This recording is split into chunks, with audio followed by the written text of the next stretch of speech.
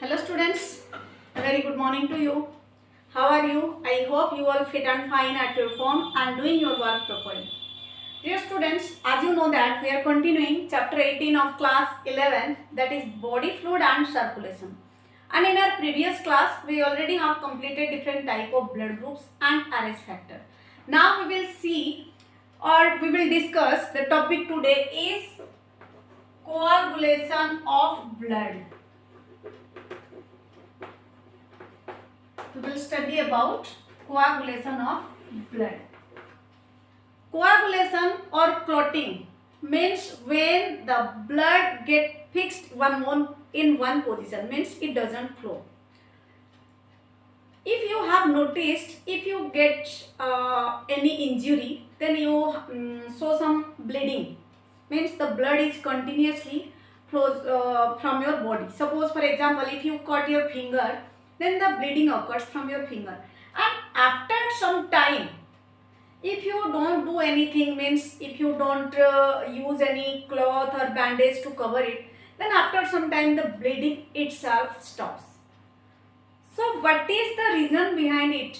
Why the blood itself stop flowing?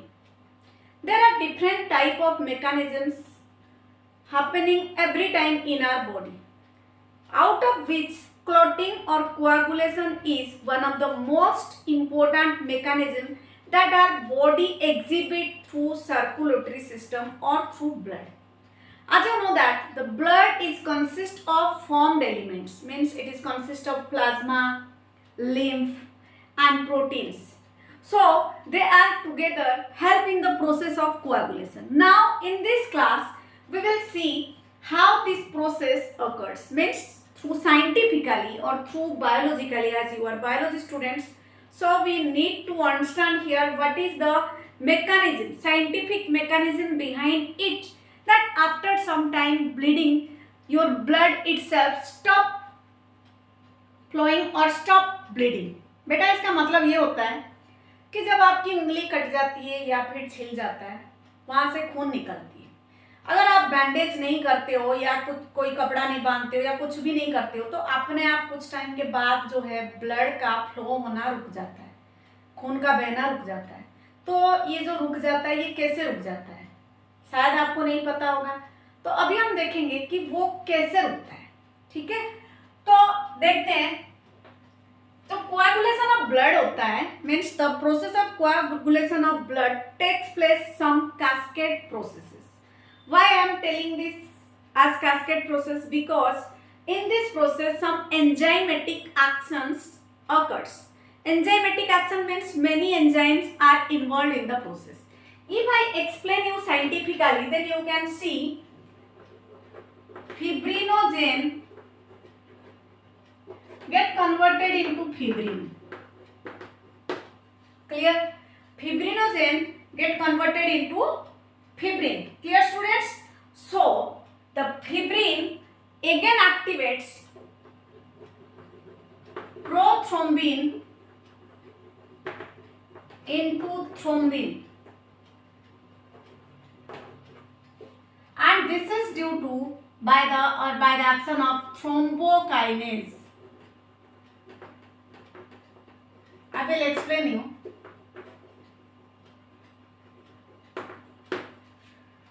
अब आप समझिए कि जब हमारी उंगली कट गया तो वहां से ब्लड निकला। जब ब्लड निकलता है, ब्लड में फॉर्म्ड एलिमेंट्स होते हैं, जैसे कि आपका आरबीसी हो गया, डब्ल्यूबीसी हो गया, लिम्फ हो गया या अलग मिनरल्स हो गया।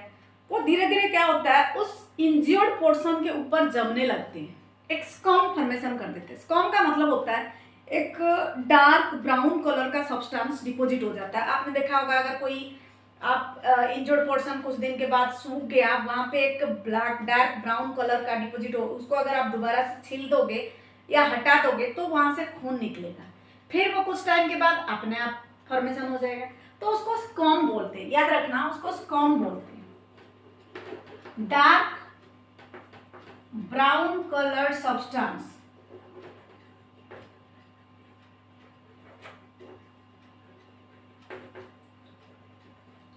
formed at the injured region, formed at the injured region. Now let's understand. As I have told you, fibrinogen. While I have explained you about the function of plasma, and in plasma I have told you about albumin, globulin and fibrinogen. So this is the fibrinogen whose main function is to help in the clotting or coagulation of blood. Fibrinogen पहले inactive form में होता है. Fibrinogen जो है वो inactive form है, inactive और pro form होता है, मतलब इसी फॉर्म में ये हमारी बॉडी में प्रेजेंट होता है. इसको एक्टिवेट होना होता है. जैसे कि आप में बहुत सारा टैलेंट है, पर जब तक आपको हम पंप नहीं करेंगे तब तक आप नहीं करोगे. तो हम वहाँ पे यहाँ पे we are doing as the function of enzyme. So ये जो फिब्रिनोजेन होता है ये इनएक्टिव फॉर्म में प्रेजेंट होता है हमारे बॉडी में. इसको एक्टिवेट कौन करता है? Thrombin. Thrombin is the enzyme. याद रखना, ये जो थ्रोम्बिन है ये एंजाइम है.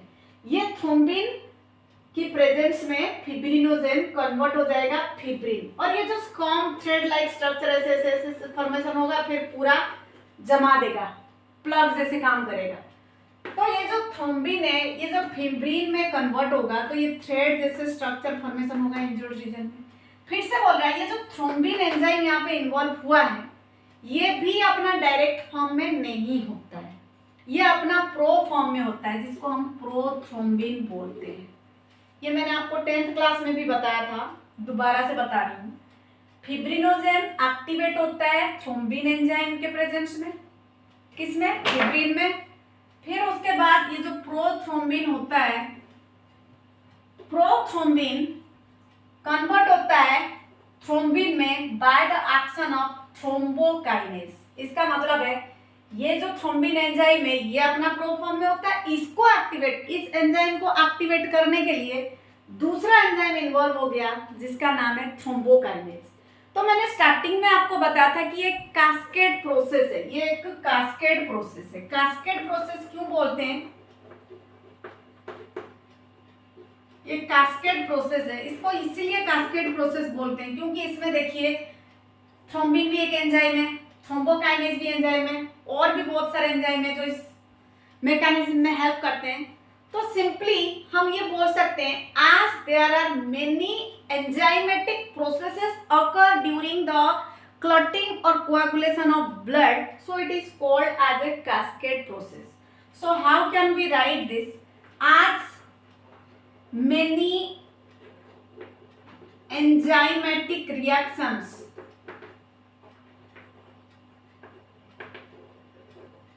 takes place one after another, so it is called as a cascade process. Clear? अगर आपको क्वेश्चन पूछा जाएगा कि इसको जो mechanism of clotting of blood है इसको कैस्केड प्रोसेस क्यों कहा जाता है, क्योंकि इसमें बहुत सारी एंजाइमेटिक एक्शंस होते हैं, जैसे कि फिब्रिनोजेन कन्वर्ट हुआ फिब्रिन में, प्रोथ्रोम्बिन कन्वर्ट हुआ थ्रोम्बिन में, तो ये एंजाइमेटिक एक्शन इट हो रहा है. तो ये पूरा का पूरा प्रोसेस को हम क्या बोलेंगे? Cascade processes. क्यों? क्योंकि इसमें बहुत सारे प्रोटीन भी इन्वॉल्व होते हैं. क्लियर है? और एक बात, ये जो प्रोथ्रोम्बिन है ये प्रेजेंट होता है प्लाज्मा में. ठीक है, ये जो प्रोथ्रोम्बिन है ये प्रेजेंट होता है प्लाज्मा में. मैंने आपको बताया था कुछ ब्लड में प्रेजेंट होता है और कुछ प्लाज्मा में प्रेजेंट होता है. तो प्लाज्मा में फिब्रिनोजेन होता है, एल्बुमिन होता है, ग्लोब्यूलिन होता है. तो ये जो थ्रोम्बिन है मीन्स जो प्रोथ्रोम्बिन है प्रो फॉर्म में होता है, ये भी प्लाज्मा में ही फॉर्म होता है. ठीक है, और प्रेजेंट होता है. और ये पूरा का पूरा रिएक्शन जो होता है ये थ्रोम्बोकाइनेज. आपको एंजाइम का नाम याद रखना है. पहला एंजाइम जो फिब्रिनोजेन को फिब्रिन में कन्वर्ट करेगा वो है थ्रोम्बिन, और प्रोथ्रोम्बिन को थ्रोम्बिन में कन्वर्ट कौन करेगा? वो करेगा थ्रोम्बोकाइनेज. तो पहले ये थ्रोम्बिन वाला रिएक्शन होगा, उसके बाद ये थ्रोम्बिन एक्टिवेट करेगा फिब्रिनोजेन को, और ये फिब्रिन में कन्वर्ट हो जाएगा. तो मतलब थ्रेड लाइक स्ट्रक्चर फॉर्मेशन होगा इंज्यूर्ड रीजन में. फिर ये स्कर्म फॉर्मेशन करेगा, इसको स्कर्म बोलते हैं। और स्कर्म का मतलब क्या होता है? Dark brown colour substance. तो ये क्या करेगा, जो इंजर्ड पोर्शन है उसको प्लगिंग कर देगा। जैसे कि हम प्लग लगा देते हैं, टैप होता है, टैप हम बंद कर देते हैं तो पानी का टपकना बंद हो जाता है, पानी का बहना बंद हो जाता है। यहाँ पे exactly the same process occurs during the clotting and coagulation of blood. Clear?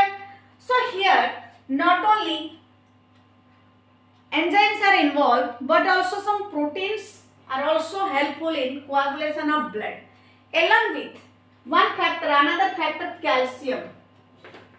You must have heard about calcium. Calcium is necessary for our body for doing different type of functions. Means it helps in the circulation of blood, it makes the bone strong. It also helps, although it is a mineral, but still it helps in the process of clotting of blood. If some persons suffer from anemia, means blood loss, or hemophilia, in hemophilia what happen? The clotting or coagulation of blood get affected, due to which a small injury leads to excess bleeding in those persons. इसका मतलब ये है कि जो haemophilia होता है, haemophilia के जो पेशेंट होते हैं उनमें अगर एक छोटा सा कट हो जाता है या कहीं पे जरा सी भी छिल जाता है तो ब्लीडिंग होता है। ब्लीडिंग क्यों होती है? क्योंकि उनकी बॉडी के अंदर ये कोआगुलेशन और क्लॉटिंग मैकेनिज्म नहीं हो पाता है। ठीक है, क्लॉटिंग और coagulation of blood get affected in the persons of haemophilia.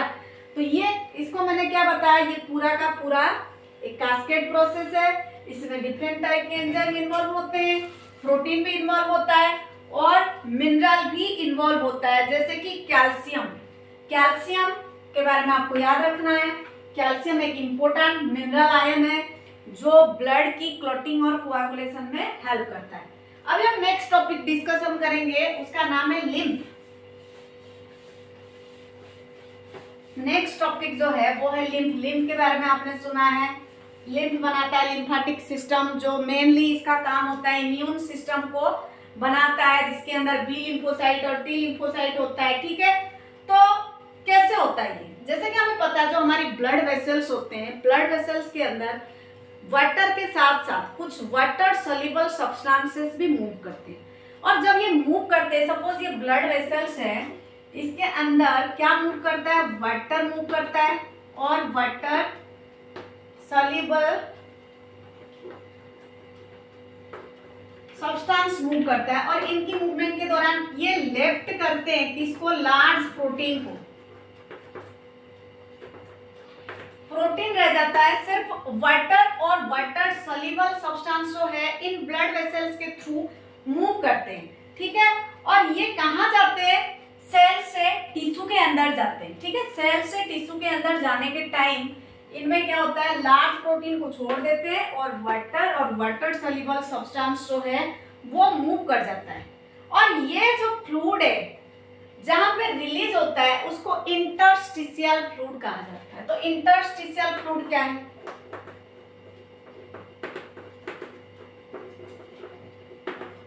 ठीक है, अभी हम पढ़ रहे हैं किसके बारे में? लिम्फ के बारे में। लिम्फ के बारे में इंट्रोडक्शन दिया, 10th में भी पढ़े थे। तो ये इंटरस्टिशियल फ्लूइड क्या होता है? The fluid released out from the blood vessels is called as interstitial fluid. The fluid released out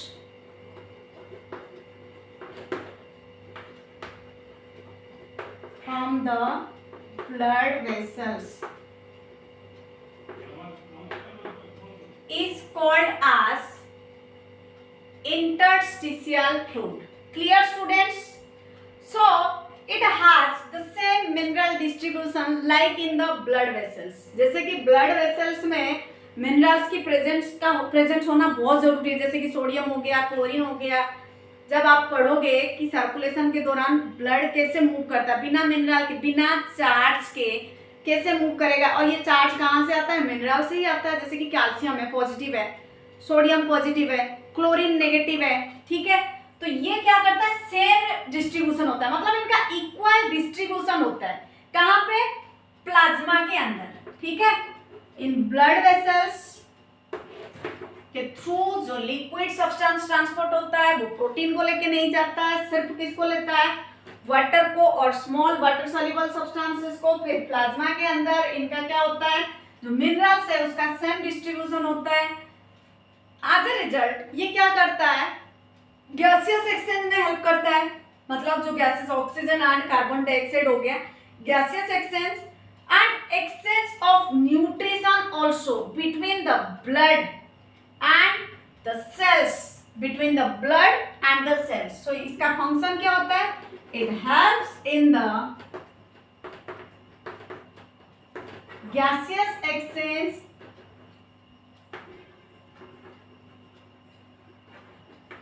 and nutrition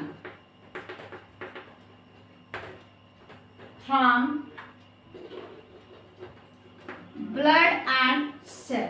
clear. So क्या करता है ये, ब्लड और सेल के अंदर से ये क्या करता है, एक्सचेंज करता है। समझ में आ गया। तो ये जो एक्सचेंज करते हैं ये कुछ नैरो ब्लड वेसल के नेटवर्क की वजह से होता है, उसको लिम्फेटिक वेसल्स कहते हैं। तो इसको आप आराम से लिख सकते हो कि लिम्फेटिक वेसल क्या है, लिम्फेटिक वेसल वो है जो न्यूट्रिशन गैसियस को कैरी करता है, network of blood vessels which exchange gases carries nutrition is called as lymphatic vessel. Clear? So what is lymphatic vessel? Lymphatic vessel we can say an elaborate network of vessels and which collects the fluids and drains it back to the major veins. Clear है? दोबारा से ये तो लेके जाता है, पर जो मेजर वेन्स होते हैं, जो जरूरत का मिनरल न्यूट्रिएंट्स होता है उसको वो रिटर्न कर देता है। क्यों रिटर्न करता है, ताकि दोबारा से वो हार्ट के पास जाए, वेन ब्लड को हार्ट के पास लेके जाएगा और वहां पे पंपिंग करके हार्ट दोबारा से आर्टरीज के थ्रू इसको डिफरेंट पार्ट्स तक भेज सके। समझ में आ गया। तो द फ्लूइड जो प्रेजेंट होता है लिम्फेटिक सिस्टम में उसको लिम्फ बोलते हैं। सिंपली यहाँ पे लिम्फ क्या है, the fluid, this is the most important line, the fluid that present in the lymphatic vessel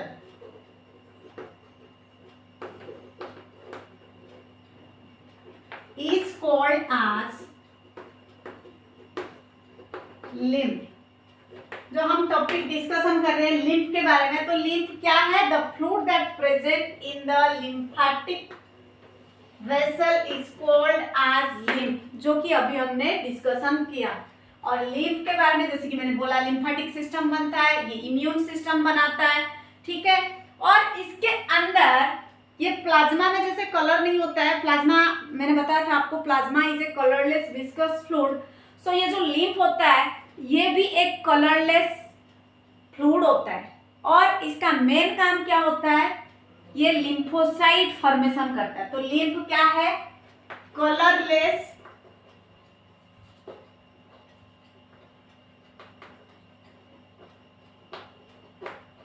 lymph जो है ये एक कलरलेस फ्लूइड है, ठीक है। और इसमें स्पेशलाइज्ड लिम्फोसाइट्स होता है। क्या होता है, लिम्फोसाइट्स।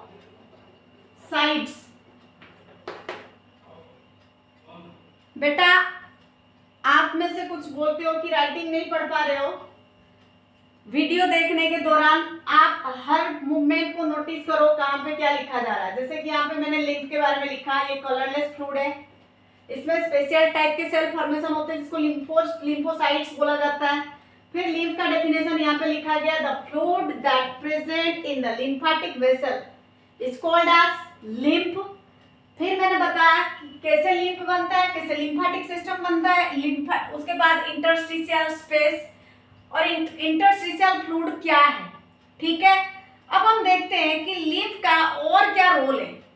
लिम्फ जैसे कि मैंने बोला लिम्फोसाइट्स फॉर्मेशन करता है, दो टाइप का लिम्फोसाइट होता है आपको पता है, एक होता है आपका बी लिम्फोसाइट, दो टाइप का लिम्फोसाइट हो गया, एक हो गया आपका बी लिम्फोसाइट और एक हो गया टी लिम्फोसाइट। इसका दोनों का मेन काम क्या होता है, इट प्रोवाइड्स इम्यूनिटी।